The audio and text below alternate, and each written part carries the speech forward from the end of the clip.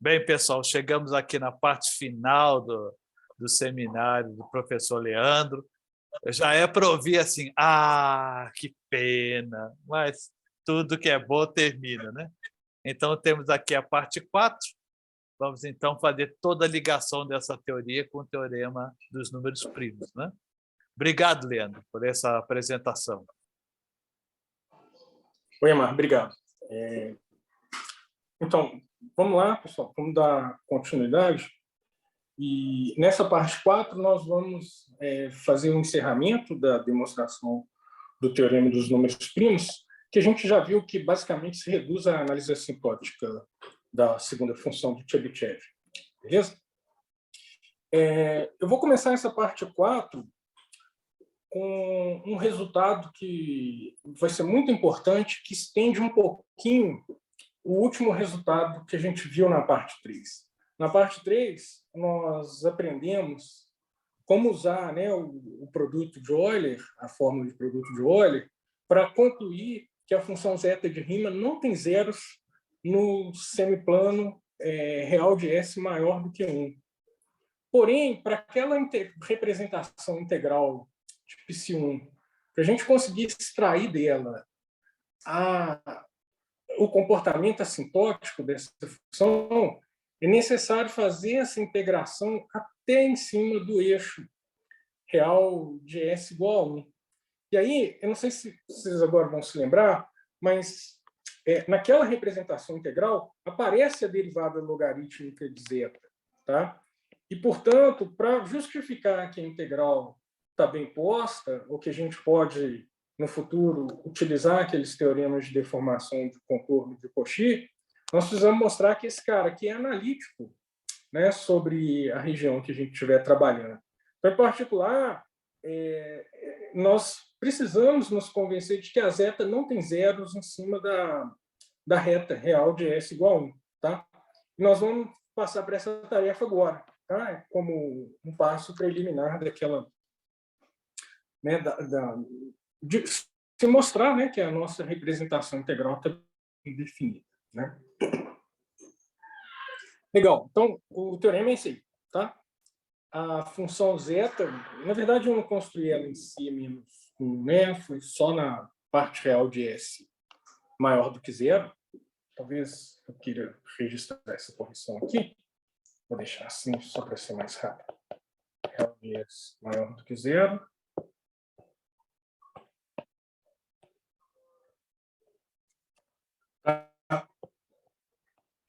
Ela não tem zeros nessa reta.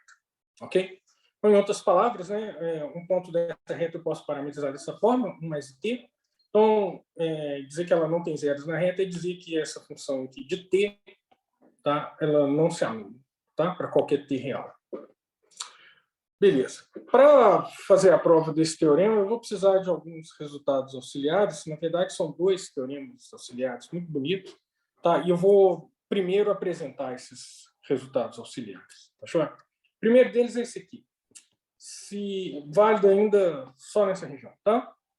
Se eu pegar, então, um número complexo com parte real de S maior do que 1, eu vou poder afirmar que existe um ramo do logaritmo de zeta, certo?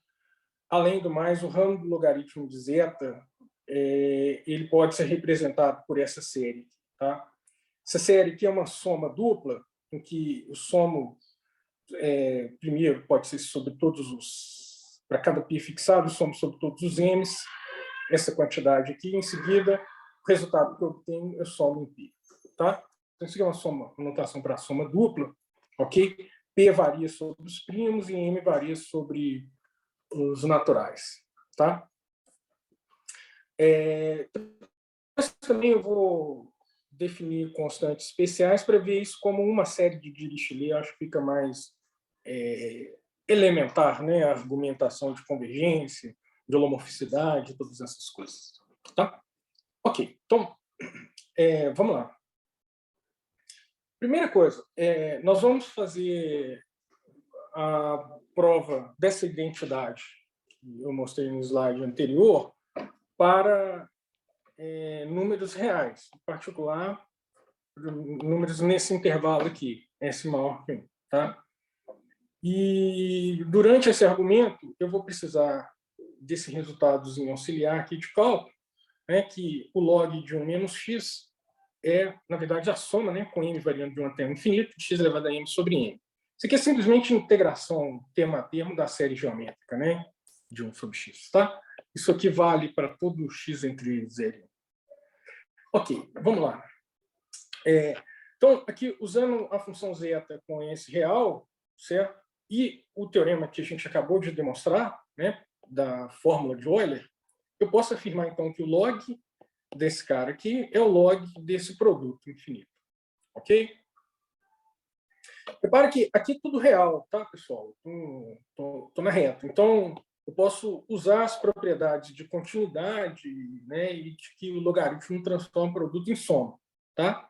Para argumentar que eu posso transformar isso, então, na soma em P, certo? Da logaritmo dessa expressão.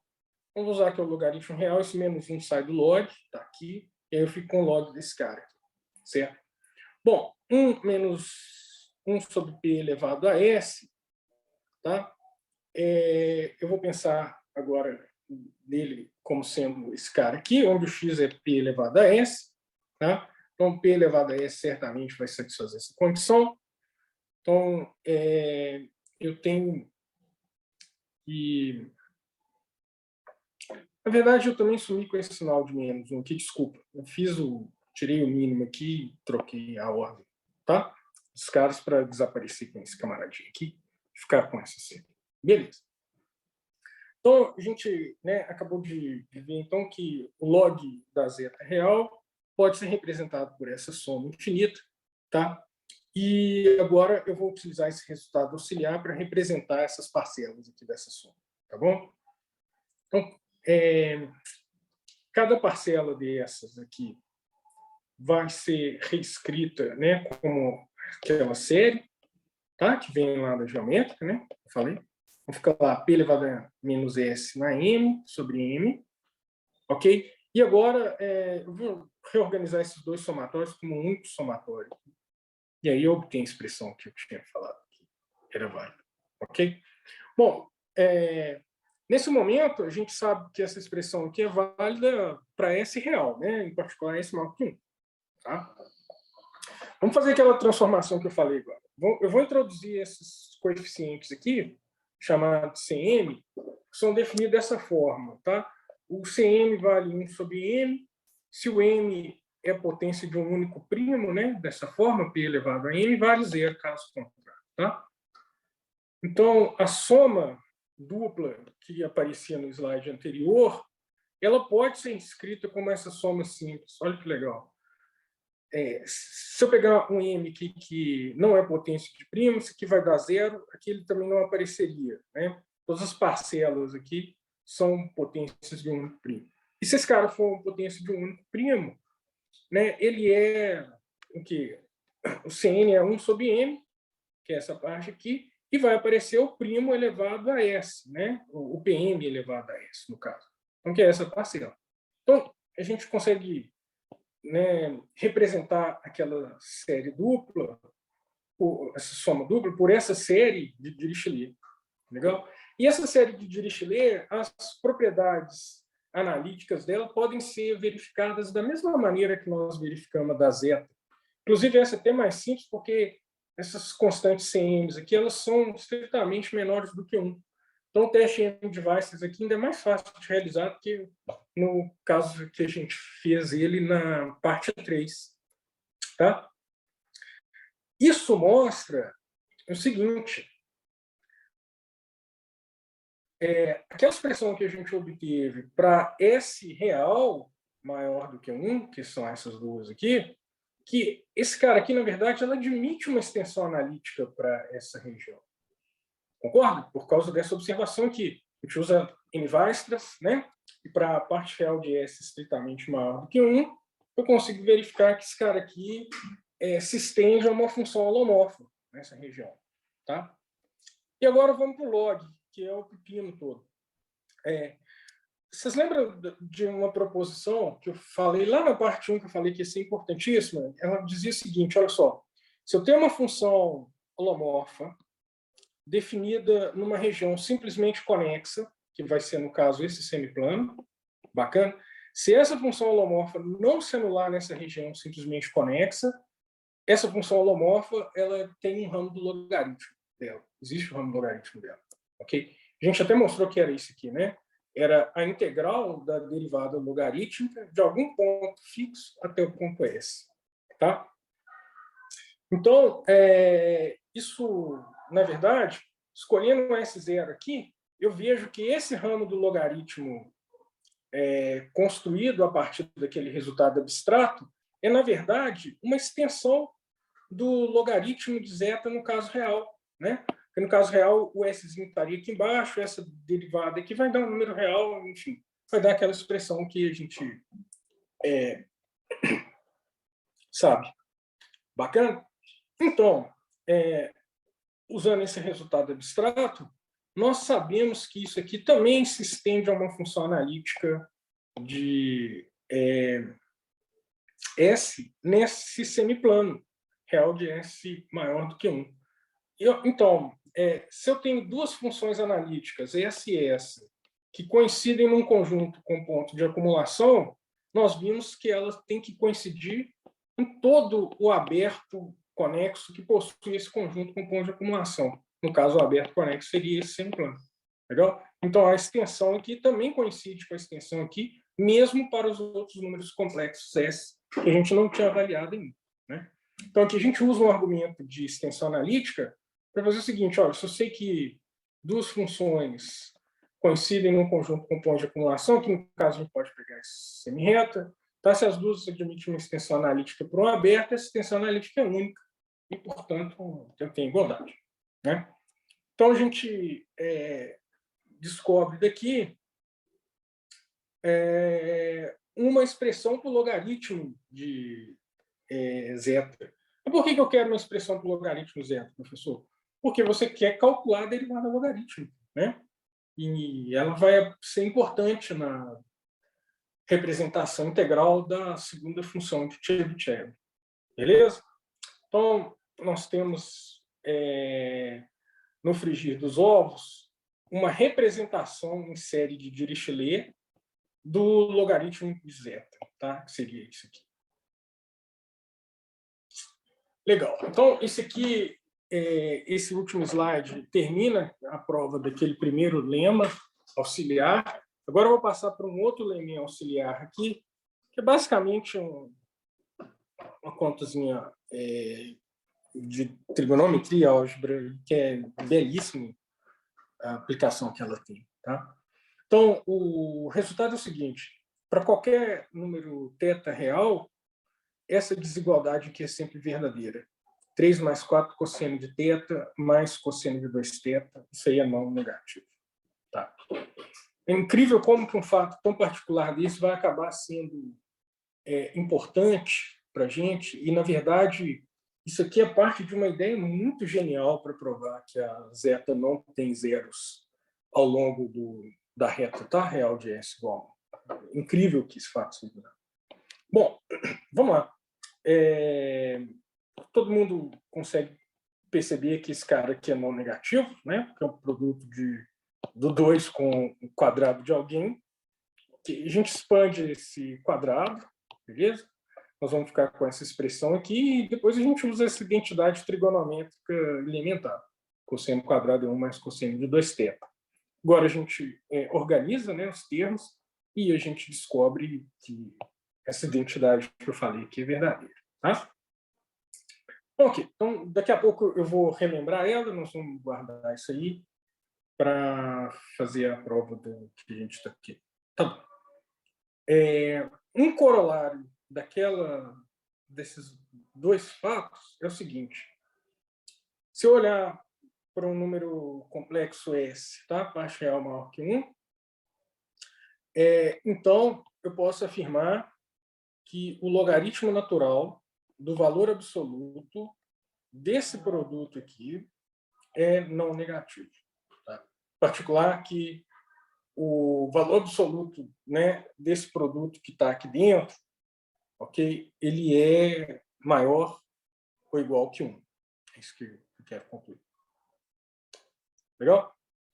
Então, vamos começar com uma observação bem elementar. Essa minha variável complexa S tem essas coordenadas aqui, parte real e parte imaginária, né? Sigma, parte real e T, parte imaginária. Tá? A parte real de 1 sobre NS é exatamente isso aqui, ó, parte real desse cara, que eu fiz a expansão aqui, mas, enfim, não sei se vale a pena a gente seguir todos esses continhos. Vocês estão vendo aqui que eu só uso as propriedades elementares do exponencial, decomponho nessa soma aqui como produto. Em seguida, eu uso a fórmula de Euler, né, que é o cosseno de θ mais seno θ, e aí eu descubro que a parte real é isso aqui, tá? N elevado a menos a parte real, que a gente chamou de sigma, e cosseno de TLN, vem desse cara aqui. Legal? Então, essa identidade vai ser usada daqui a pouquinho, tá? Em conjunto com aquela representação que a gente obteve do logaritmo zero. Vamos lá.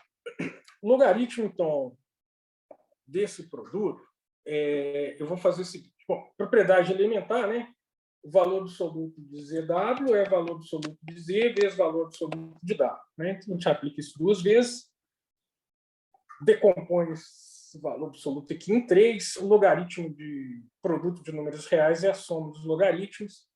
Estou tomando cuidado com isso o tempo todo. Talvez tenha alguém pensando que parecendo um papo de maluco, mas é porque quando eu tenho log φ de z vezes w, ou seja, isso aqui é um ramo do logaritmo complexo, nem sempre é verdade que isso equivale log φ de z mais log φ de w. Tá? Por isso que eu estou ressaltando várias vezes o fato de que eu estou trabalhando com variáveis reais, enfim, tá bom? No logaritmo complexo, aquela propriedade em geral é falsa. Né? Basta pegar 2 números complexos cujo produto, né, a soma dos ângulos excede π. Então, vai dar uma volta no branch cut e aí a gente teria igualdade de módulo 2π, mas enfim, isso agora não interessa. Tá? Enfim, então para números reais a gente pode usar essas propriedades que a gente está acostumado no logaritmo, decompor, né? Esse cara aí como soma desses logaritmos, ok? E agora eu uso também, de novo, propriedade de valor absoluto. Posso tirar esse cara aqui ao cubo, né, de zeta sigma. O cubo pode sair para fora, propriedade de logaritmo natural. Mesmo argumento eu uso para extrair esse 4 aqui. Bacana. Depois eu tenho essa parcela aqui que eu não vou mexer nela por enquanto. Tá? Então, o logaritmo do valor absoluto de zeta é o logaritmo, é o quê? É parte real daquele ramo abstrato do logaritmo de zeta, certo? E a mesma coisa vale para essas duas parcelas, tá? Parte real do log, né, do ramo abstrato do log zeta. Beleza? Então, isso aí a gente sabe que vale, tá? Que a parte real daquele cara coincide com isso aqui. Muita gente vai lembrar dessa fórmulazinha aqui, né? Log z é o logaritmo natural do valor absoluto de z mais i arg z. Tá? Onde arg é um argumento, né, onde esse ramo do logaritmo está definido. Certo? Então, o que eu estou falando aqui, para aquele logaritmo, para aquele ramo abstrato do logaritmo, vale uma forma análoga. Bacana? Essa aqui é a parte real, né, que eu estou usando aqui. Tá? Então, só isso. Ok? Então, beleza. A gente tem essas identidades. Imagino que todo mundo deve estar convencido de que ela é verdadeira, ou por motivos verdadeiros ou falsos, mas, enfim, mesmo fazendo a conta da maneira mais avacalhada possível, você chegaria aqui. Tá? E, então, eu posso, finalmente, concluir, né, que o logaritmo do valor absoluto daqueles produtos é maior do que 1 por conta do seguinte fato. Olha só que coisa linda. Eu vou representar log z pela série de Dirichlet, que eu falei agora mesmo. Então, se eu estou calculando em zeta, era esse aqui, né? Quer dizer, Cn, n na menos o S, né? Então, no caso, a variável S aqui é só a parte real, que não tem parte imaginária aqui. Beleza? E, de maneira análoga, eu calculo os outros fatores, só que aí, agora a gente tem que lembrar, né? Parte real de NS vale esse cara aqui. Então, daí vem o fator de n sigma para todo mundo, tá? Mesmo quando tem parte imaginária. Legal? E vão aparecer os cossenos aqui, né, do T vezes Ln, que eu resolvi chamar de θn, para ficar mais fácil. Tá? E, beleza, juntando então num caldeirão, né, todos esses ingredientes, olha só o que a gente descobre, que aquele valor absoluto é representado por essa série numérica aqui. Tá? Mas aquele lema auxiliar mostrou para a gente, né, contou para a gente que esse termo aqui é não negativo. Como eu sei que esse cara aqui também é real não negativo, cientes também, né, dá 1 sobre n ou 0, tá? Eu posso concluir finalmente que tudo é não negativo, ok? Então, você tem a prova dessa propriedade aqui. Beleza. Isso finalmente permite a gente atacar o problema, né, que é provar o teorema 1. Ou seja, que não existe zeros da zeta ao longo da reta real de S igual a 1. Tá? A prova é por contradição, ok? E ela vai usar esses resultados auxiliares que a gente estabeleceu há pouco. Tá? Olha só que coisa belíssima. Vamos admitir que existe algum T0 real, tá? De modo que zeta se anula nesse ponto aqui do plano complexo. 1 mais IT0 seria esse ponto aqui. Tá? Então, vamos supor que zeta. Como a zeta é holomorfa, né, em toda a região aqui, maior real de z maior do que zero, tá? E esse cara aqui é um zero, certo? Ele todo zero de uma função analítica é um zero de multiplicidade finita. Então, eu posso escrever a minha função analítica como sendo S menos o zero vezes uma outra função analítica, onde essa função analítica não se anula nesse ponto, e esse n0 aqui é a multiplicidade desse cara como zero da função holomorfa. Tá bom? É a generalização, né, do teorema fundamental da álgebra. Certo? Ok. Então, nós sabemos que zeta pode ser escrita assim. E agora, deixa eu começar a fazer algumas observações. Que zeta quarta, ela admite essa cota superior aqui. Eu não vou comentar muito a respeito dela, não, mas moralmente ela usa o teorema do valor médio, tá? E a gente compara esses pontos aqui com o ponto 1 mais IT0 com o ponto sigma, ok? Então, do teorema do valor médio, a gente consegue verificar que esse cara satisfaz essa cota superior. Beleza? De maneira análoga, eu consigo ver também que zeta ao cubo satisfaz essa cota superior aqui. Tá? Então, não, desculpa. Na verdade, não, eu estou perto de 1 aqui.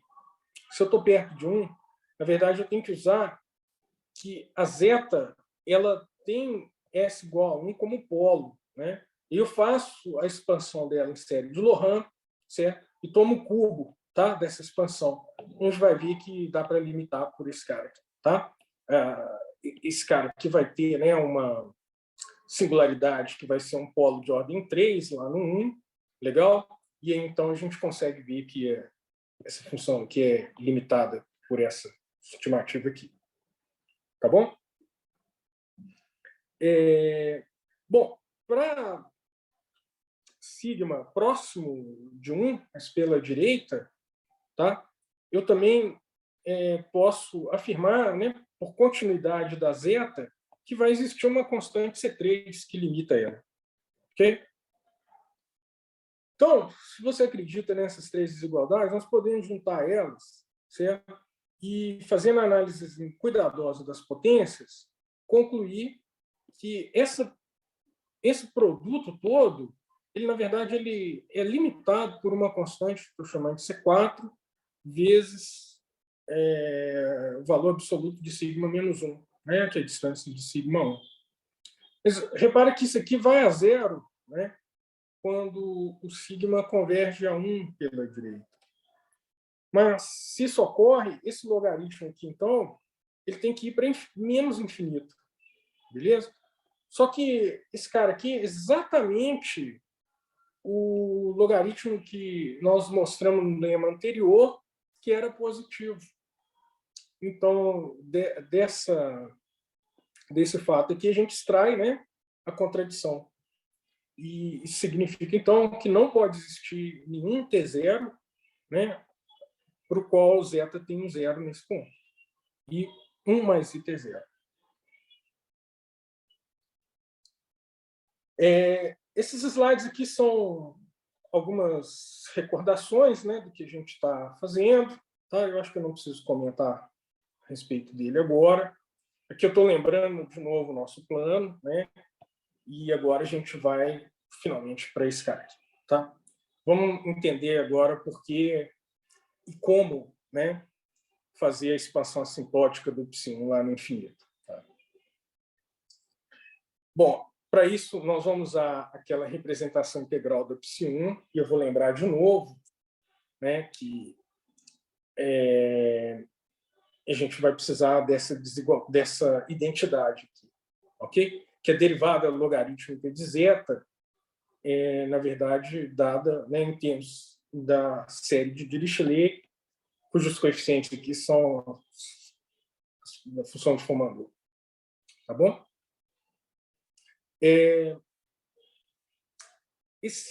Essa prova aqui, ela, na verdade, já está feita, apesar de eu não ter enunciado. Quando eu fiz aquela continha lá da soma dupla em MP, certo? De P na menos MS sobre N, tá? E eu reescrevi ela como sendo CN, P na menos, N na menos S, certo? Eu, de fato, fiz a prova desse fato, que eu deveria ter sido um pouco mais explícito lá, tá? Peço desculpas, ficou um pouco desorganizado, mas, enfim, a gente já conhece isso aqui, tá legal? Só acabei sendo um pouquinho displicente e não sei dessa maneira. Mas, enfim. Então, a gente estabeleceu no finalzinho da parte 2 a validade dessa identidade, tá? Que a π1 ela poderia ser representada, vamos pegar assim, né? Por essa integral, ela admite, então, uma representação integral, certo? Onde o núcleo integral é esse cara aqui, né? E agora, isso aqui era válido para C maior do que 1, então isso aqui para todo C maior do que 1, né, eu posso escrever π1 dessa maneira. E aí eu tinha falado o seguinte, olha, se a gente se concentrar, por exemplo, nessas integrais aqui, né, que são integrais definidas aqui, tá? Com t finito, eu posso tentar utilizar a teoria de resíduos para fazer o cálculo dessa integral. Isso que era o ponto.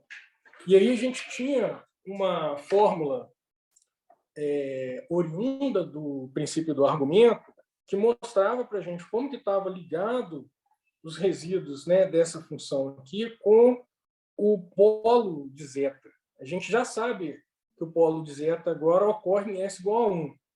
E essa expressão aqui, ela é holomorfa para todo S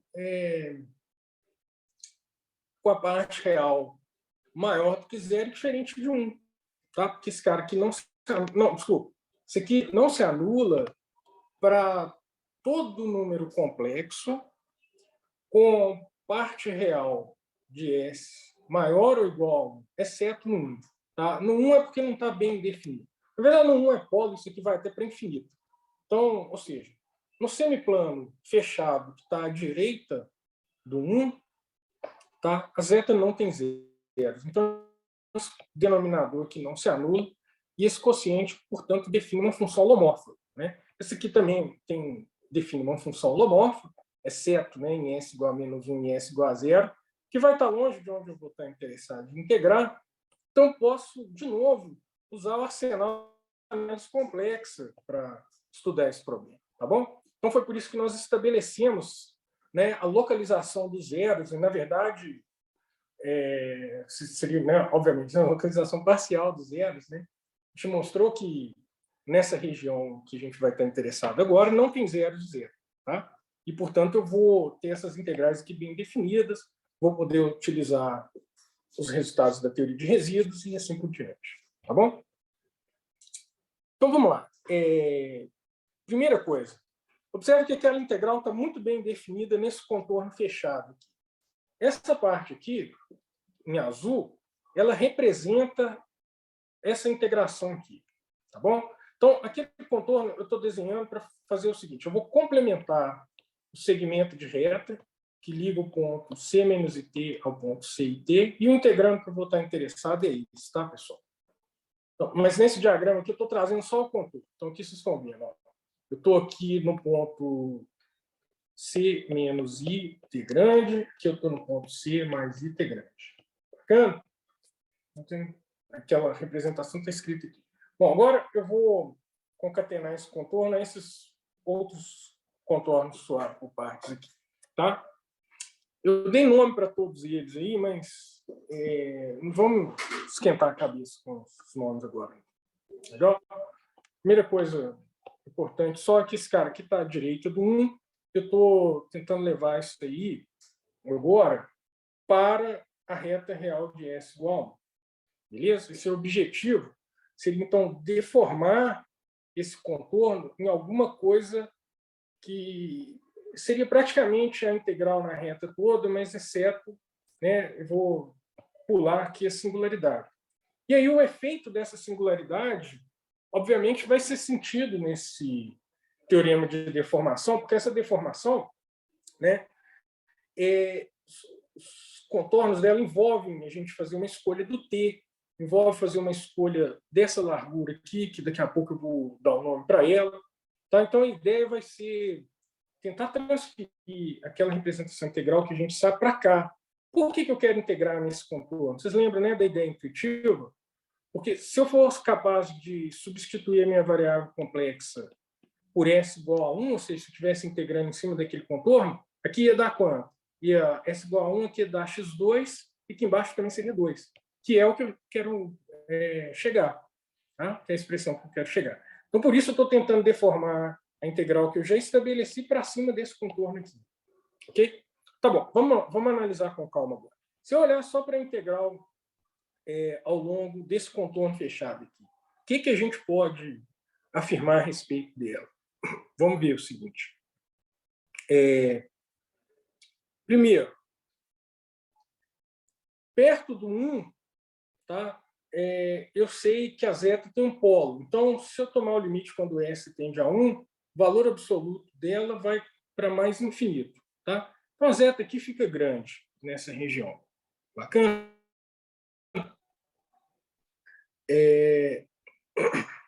Portanto, eu poderia integrar tranquilamente aqui próximo do 1, aquele integrando. Tá? Agora, eu vou começar a trabalhar um pouquinho aqui no delta. O que acontece, pessoal? A gente conseguiu estabelecer que a zeta não tem zeros nessa reta, certo? Mas isso não implica que ela não tem zeros um pouco próximo dessa reta, né? Mas, por continuidade, eu sei o seguinte, né? Se eu tenho uma função que ela não tem zeros nesse ponto aqui, tá? Por continuidade, existe uma vizinhança pequena nesse ponto onde ela também não pode ter zero. Tá? O problema é que eu não consigo fazer esse argumento em todos os pontos aqui e garantir um raio mínimo para essas vizinhanças. Tá? E eu vou precisar disso no futuro, porque eu vou querer, dessa deformação de contornos, produzir um novo contorninho aqui para depois ter um contorno fechado em volta do 1, para poder utilizar o teorema do resíduo aqui para catar o comportamento assintótico que eu estou interessado. Tá bom? Então, a ideia é essa, né? Se eu fixar um T aqui, por outro lado, aí sim é possível fazer o seguinte, ó. Eu pego cada ponto aqui por continuidade, eu consigo descobrir que tem uma bolinha, certo? Se eu pego todos os pontos desse intervalo e todas essas bolinhas, isso aqui me dá uma cobertura aberta desse intervalo, que é compacto. Então, vai admitir uma subcobertura finita. E daí, como tem uma subcobertura finita, eu vou conseguir, dessas bolinhas, extrair o menor raio, e esse menor raio vai ser estritamente positivo. Bacana? Então, esse delta eu escolho em termos desse menor raio. Tá? A gente usa esse argumento topológico, né, de continuidade e compacidade, para garantir não nulidade da zeta também um pouco próximo do eixo. Beleza? Repare que esse argumento é bastante delicado e ele, na verdade, tem uma natureza quase que qualitativa. Tá? Aqui eu não consigo dar estimativas precisas do delta, enfim, tem que utilizar ferramentas muito mais sofisticadas para fazer estimativas quantitativas. Quem tiver interesse pode consultar uma dissertação de mestrado de um aluno aqui do nosso grupo, que foi o Josimar. Lá tem detalhes, tá, de algumas estimativas quantitativas desse delta. Tá bom. Então, daquela maneira que eu fiz a extensão de zeta, a gente pode concluir, na verdade, que se eu removo, né, o 1 menos S, sobra só a parte holomorfa. Vocês devem se lembrar lá que era S vezes aquela integral x, no modo de x, aqui tem um menos, aqui tem mais, dividido por x na S mais 1, integro do 1 até infinito, dx, aqui tinha mais 1, tá? O h de S mais ou menos aqui. É só lembrar daquele slide, ok? Então, eu pego daquele slide, retiro a parte principal da série de Laurent, ou se eu subtraio a zeta da parte principal, só sobra a parte holomorfa, tá? É só isso que eu queria dizer. Ok, então vamos lá. Eu quero agora, vou fixar o C, tá? Vou considerar essa função f de S, que é o integrando, né, da representação integral da psi1, tá? E vou fazer o seguinte, olha só. Nessa região onde está desenhado esse contorno aqui, eu sei que a f é holomorfa, beleza? Portanto, a integral ao longo desse caminho fechado dela aqui é zero, certo? Então, eu posso, em particular, decompor esse caminho aqui como soma desses três caminhos, o beta t, que é esse cara aqui, depois o beta 1tr, que é essa parte de cima, beta 2tr, essa parte de baixo, e esse gama tr vai ser a concatenação desses três aqui, tá bom? Então, posso afirmar que essa igualdade é verdadeira, né, pelo teorema de Cauchy-Goursat. Concorda? Esse cara aqui é holomorfo nessa região, beleza? Enfim, isso aqui está bem definido aqui na reta, não tem zeros, tá? Então, a gente pode aplicar Cauchy-Goursat nesse contorno e descobrir, né, que vale essa identidade. Legal? Eu vou usar uma informação aqui que eu não tive tempo de provar nesse curso, tá? Que são as estimativas da derivada logarítmica de zeta, tá bom? Então, para S no contorno beta 1tr, deixa eu lembrar quem que é o beta 1tr, esse contorno aqui, tá? Na parte de cima, eu vou pedir para vocês acreditarem aqui agora que, na verdade, ela é limitada, tá? Por uma lei de potência aqui, com potência eta, ok? Potência eta aqui, a gente pode tomar ela suficientemente pequena, tá? Se o T for grande, no caso. Bom, por que eu fiz essa afirmação? Porque eu preciso fazer uma estimativa desse cara e uma estimativa desse. Eu quero estimar f de S para controlar como que elas se comportam nesses dois contornos. Então, meu objetivo, no fundo, é mostrar que esses dois caras aqui vão para zero, tá? E aí, o que vai ajudar a cancelar é que esse outro cara aqui, se eu olhar para o valor absoluto, ele também vai para zero quando t fica grande, com uma lei de potência, tá? Que vai ser uma potência maior do que essa eta. E aí isso vai ser suficiente para a gente se convencer de que, no limite, né, quando eu olho aqui para essa altura R muito grande, tá?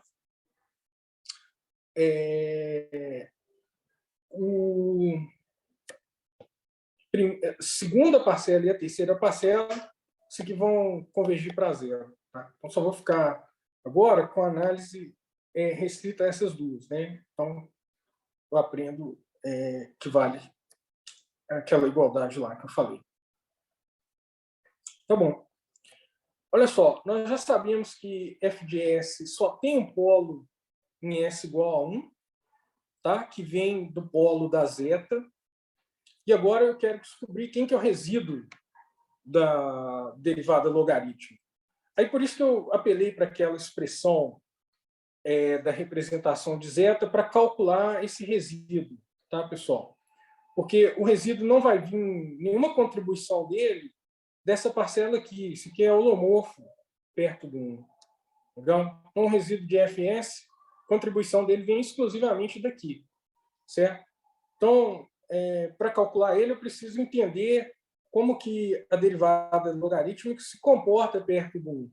Então, eu vou usar essa representação que eu falei lá agora. Então, você pode também derivar, né, essa igualdade. Aí você vai ficar aqui, ó, h de S é a derivada da h grande, tá bom? E aí eu posso escrever a derivada logarítmica, então, como quociente. E, em seguida, eu faço o quê? Aqui é só continha algébrica, né?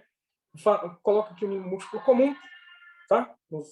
Nos dois, numerador e denominador. E depois eu reparo que é o seguinte, esse cara aqui vai ter um fator de S, mesmo que eu não me lembre exatamente quem é essa função aqui também. Então, na hora que eu tomar, que eu quiser estudar assintoticamente o limite, basta olhar para esse cara aqui, né? E aí já dá para ver que o resíduo vai ser 1, tá bom? Então, se eu calcular agora o limite de S menos 1 vezes esse cara, né? Eu vou ficar com... o que deu menos 1?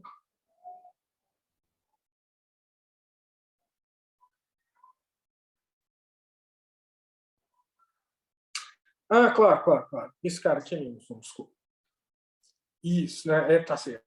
Sim, esse aqui vezes esse. Beleza. Então, dá realmente o resíduo, né, da derivada logarítmica é menos 1. Existem outras formas de calcular. Eu acabei aproveitando esse slide aqui de um outro bate-papo que eu tinha tido com o pessoal de graduação, então eu optei por esse caminho, tá, gente? Mas tem várias outras alternativas para estabelecer esse resíduo. Legal. E uma vez que a gente sabe que esse resíduo aqui é 1, nós podemos calcular, então, agora o resíduo de f, que vai ser o quê? Se eu tenho uma função holomorfa vezes uma função meromorfa, tá? A gente sabe quem que é o resíduo dela. É o resíduo desse cara aqui vezes essa g no ponto calculado. Então, se eu quiser calcular o resíduo em 1, basta calcular essa aqui no ponto 1. Né? Porque a f é o quê? É o produto dessa função meromorfa aqui por essa função holomorfa. Né? Então, esse cara aqui a gente já sabe, o resíduo é menos 1, e aqui é igual... bom, sem o menos é menos 1, com o menos é 1, e aqui a gente basta avaliar essa função no ponto 1. E, portanto, a gente descobre, então, que o resíduo de f em 1 é x2 sobre 2. Olha, já está aparecendo o cara que a gente quer. Beleza? Então, agora, a finalização do nosso mini curso é usar a fórmula integral de Cauchy. Então, o que a gente faz? Agora, eu olho para o contorno formado por esses caminhos aqui. Tá? Então, estou integrando agora a esquerda. Eu já não estou vindo mais deformando aquele contorno C para cá. Tá? Guarda aquela deformação que a gente fez, porque agora eu quero fazer outra observação aqui. Quero concentrar nesse cara. Certo? E enfim, então, se eu analisar aquela FS ao longo desses contornos aqui, que estão aparecendo nessa figura, eu tenho que a integral ao longo do γ1 vai ser limitado por x2 vezes um número finito, tá bom? Então, aqui a gente precisa fazer aquela estimativa, que o valor absoluto da integral é menor ou igual que a integral do valor absoluto. Aqui, faltou menor ou igual. Tá? Aqui também.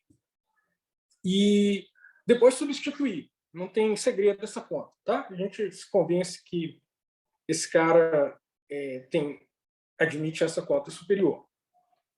Beleza? Bom,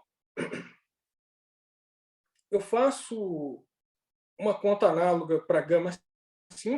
γ5 é, no caso, essa parte aqui do contorno. Então, já matei essa parte aqui, já matei essa. Tá?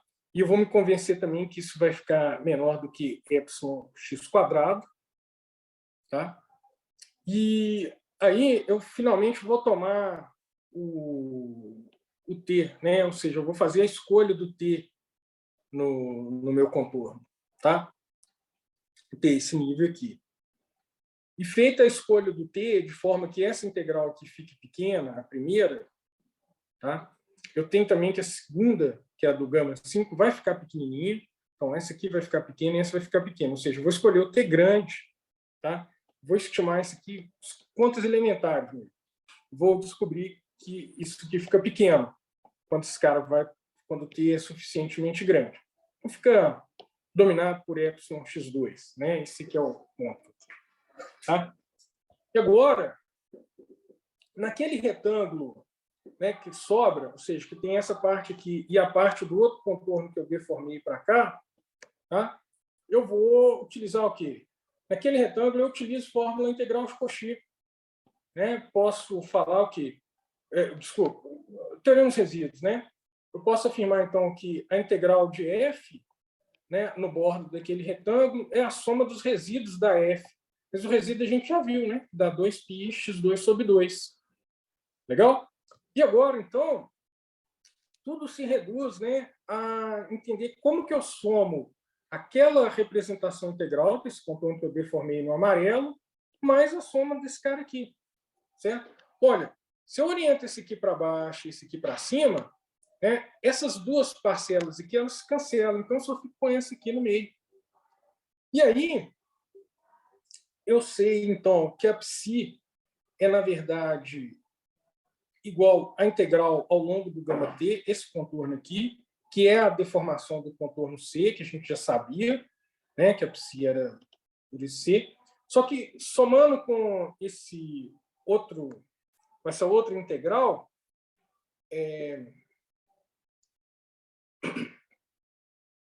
calma lá, peraí, só uma coisa. Desculpa, eu me perdi. Vamos devagar aqui. A integral de f, né, grande, nesse circuito fechado aqui, nesse retângulo, é a soma dos resíduos. Ótimo. Isso aqui é só o teorema dos resíduos. Tá.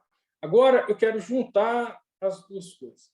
Então, eu vou pegar essa integral no azul aqui, subtrair dessa, vai ficar a integral no retângulo. Ótimo. Agora sim. Essa diferença, certo, equivale 2π x² sobre 2. Beleza. Só que a psi é, na verdade, só o que está em azul. Então, o que interessa para a gente? O que está em azul é igual a esse cara aqui, certo? Mais essa parte aqui, da integral em gama t delta, certo? Que é esse contorno aqui. Bom, e agora, para esse contorno gama t delta, vocês lembram que se eu fizesse uma escolha boa do t, esse cara aqui ficava epsilon x sobre 2.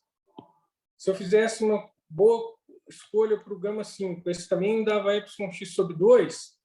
Então, para finalizar o argumento, eu só preciso controlar o que acontece na concatenação desses três carinhas aqui. Quem que são? São esses, esse e esse aqui. Ok? E aí, a gente tem que, enfim, gasta uma álgebrazinha, tá? De estimativa elementar mesmo. Eu preciso de uma estimativa da derivada logarítmica, ver que essa coisa aqui decai com lei de potência, e tem uma correção logarítmica aqui também, que vai ser importante. Tá bom? No gama 4, eu faço um cálculo que é completamente análogo, eles têm a mesma natureza, gama 4 deixa eu tentar ampliar aqui, gama 4 é esse, gama 2 é esse, tá? Então, o argumento em 2 e 4 é da mesma natureza, ok? Ambos me dão esse fator logarítmico. E no gama 3, que é esse aqui, tá? Eu vou controlar essa integral utilizando a cota grosseira mesmo. Pego o valor absoluto da integral, isso é menor ou igual que a integral do valor absoluto, cota derivado logaritmo, cota aquele fator holomorfo, tá? Descubro que, né, ao longo daquela reta, como eu puxei um pouquinho aqui, olha, para a esquerda do 1, tá? Eu vou conseguir reduzir o expoente, né, de uma quantidade delta, ok?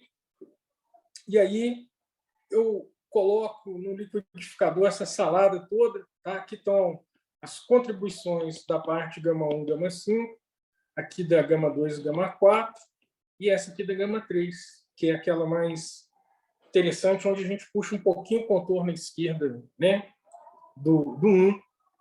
E, bom, enfim, divide isso aqui, você tem, então, esse cara aqui, né?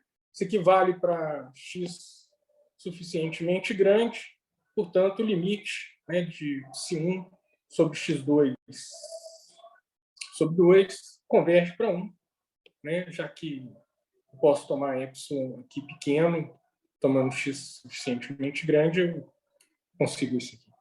Ok, pessoal, e esse slide, então, encerra aí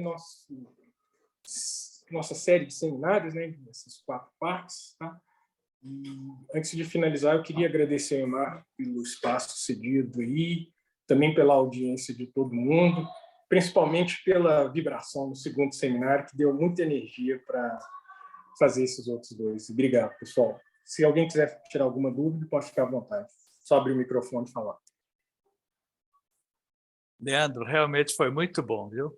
Dá para ter uma ideia bem clara da demonstração e da ligação com a função zeta, né? Que era uma coisa bacana, que estava todo mundo querendo realmente ver como é que era, né? Então, eu considero sucesso total esses 4 seminários aí. Então, eu Obrigado. abro um pouquinho aqui para ver quem quiser, né? Eu estou fazendo a gravação, né? Vou editar, eu acho que vamos ver se segunda-feira já está disponível, né? Eu digo também o seguinte, eu tomo a liberdade, Leandro, de falar o seguinte: sim, quem tiver alguma dúvida depois, Leandro, acho que você vai mandar os slides também, né, para a gente? Claro, claro. Uhum. Quem tiver alguma dúvida depois de ver os vídeos e ter o slide, você pode mandar um e-mail para o Leandro ou bater na porta dele que ele vai te explicar direitinho. Pode ser assim Perfeito, vou ter mesmo? o maior prazer, Mar. Claro, claro. Pois é, pois é. Tá bom, pessoal. Acho que a gente para por aqui, né? Agradeço novamente ao professor Leandro. Muito bom, Leandro. Foi um esforço danado, né? Poxa vida, 4 seminários não são fáceis, não. É um tema muito complexo, né? Com muitos detalhezinhos, e você se ouve muito bem. Tá bom, muito obrigado, pessoal. Agradeço novamente o Leandro por tudo. E nos vemos na próxima quinta-feira, agora com a palestra do professor Abílio, tá bem? Abílio Lemos, da Federal de Viçosa. Um abraço a todos, bom final de semana e nos vemos então na quinta-feira. Obrigado novamente, Leandro. Um abraço a todos. Tchau, tchau. Tchau, tchau.